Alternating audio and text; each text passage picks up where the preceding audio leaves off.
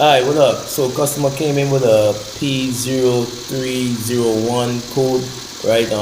Cylinder misfire detected. He took the vehicle to various shops and they told him that it was the plug and the coil and stuff like that. So I decided to, diagnose the vehicle when he brought it to me. And the first thing I did was just check the integrity of the injectors, right? Because these Corollas tend to have a lot of carbon buildup on the injector tip, right, that cause misfires. But before I do anything, I want to just make sure that the injector is getting the proper voltage and current like it's supposed to open and close it, right? The pintle, so I can see the pintle open and closing, right? And we're going to compare it to number 1 to number 4, number 2 injector. I've got my current clamp hooked up. Hold on, let me just move this real quick out the way. All right, so I'm going to compare number 1 injector to the others, right, to see the voltage.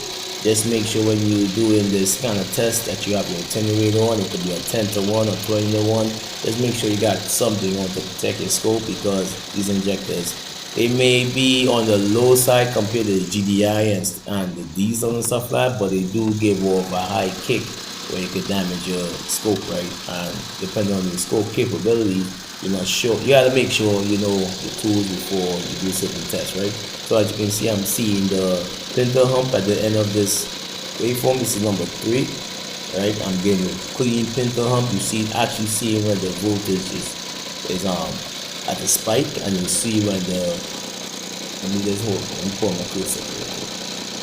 Right, so they call this the injector dwell time, right? This is how long the injector basically stays open, stays on then. While if I had a current clamp on, you would have saw when it's building the current, so it could collapse, right? But I took the clamp off, right? But as I said, it's not injector circuit issue that he has going on right now. I believe it's a dirty injector, right? So I'm gonna just take this rail off, heat it up, and pop it back on and see if the cord comes off, right? I'm gonna also check for compression. Low compression in cylinder could give you a cylinder misfire, right? It's not sound like a dead miss or anything, right? It sounds like it's intermittent misfire, right? So I mean, I understand why they would throw coils and plugs at it, right? But you gotta make sure you do your your little research and stuff like that, and test things, before you throw parts at things. So until then, next time, don't forget to like, subscribe, share, comment, all that good stuff.